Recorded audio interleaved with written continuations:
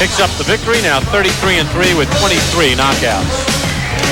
Well, we have Miguel Figueroa and Norberto Frias in a junior welterweight bout from the Blue Horizon in Philadelphia. Omar Sheikha, Glenn Johnson coming up in our main event.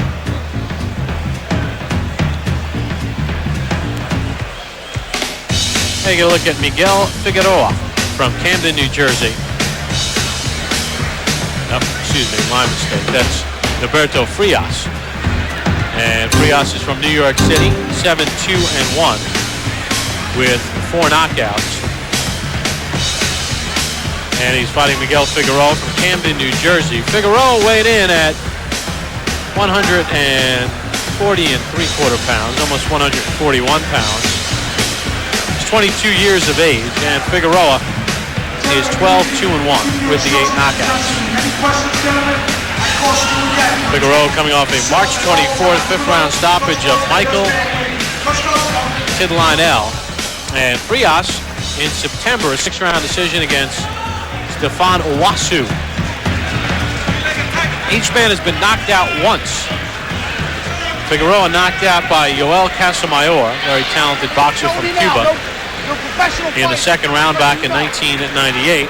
And Frias was knocked out by Stefan Owasu, and he avenged that loss in his last bout.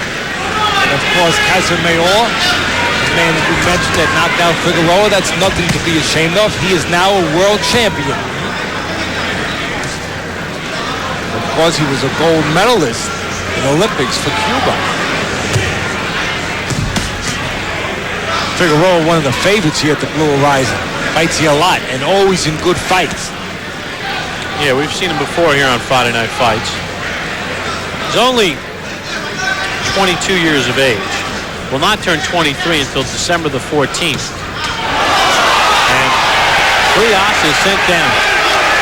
I was just about to say, Figueroa's best punch that he likes to look for is that right hand.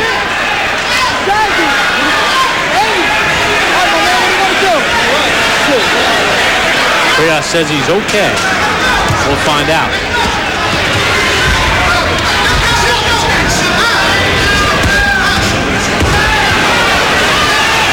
He could go to the body, and he does go to the body, Figueroa. And referee James Condon stops it.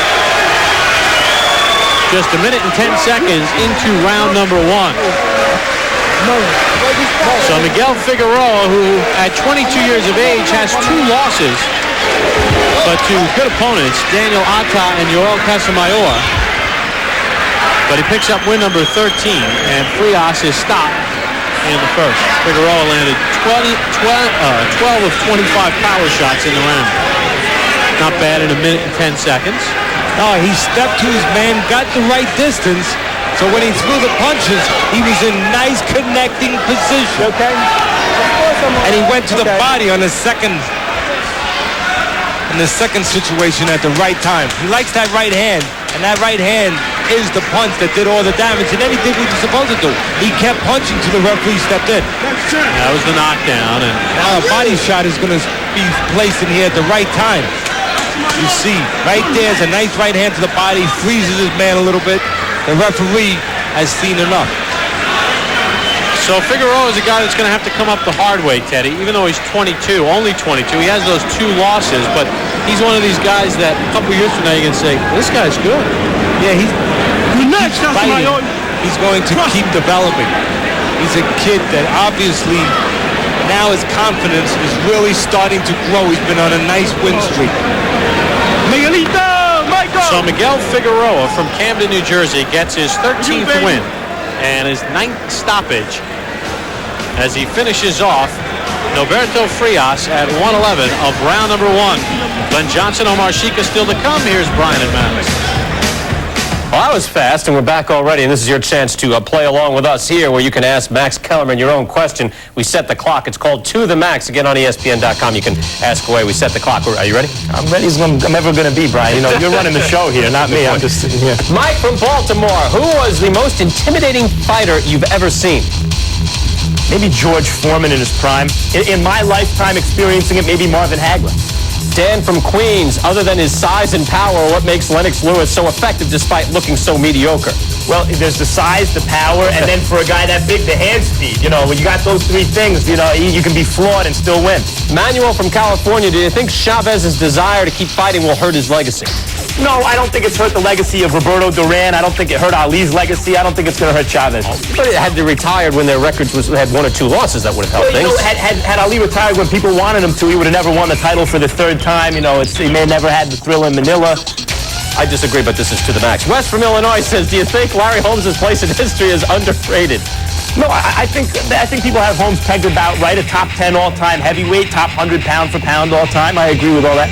John from Rochester, heavyweights keep getting bigger. What do you think of the idea to kill cruiserweight division, bump the light heavy limit to 190 pounds? No, I like keeping the light heavies and bumping cruiserweight up and get rid of the cruiserweight name. Call it junior heavyweight or bump cruiserweight up to 220, call it heavyweight, and call anything above super heavyweight. But there's no cachet to cruiserweight. No one wants to fight down there. Yeah, no, but then junior heavyweight. See, I disagree with you there, too. If you have a junior heavyweight, then no one cares about junior heavyweight. It's true. They'll care about it less, however, more than cruiserweight. Cruiserweight was created, don't forget, 190 pounds. We're going a little over to the max. It was 190 pounds. They did that because when it was created in the early 80s, 220 pounds was a big heavyweight. 210 was a normal-sized heavyweight. 200 was already small, so they made it 195, then moved it down to 190. But it's a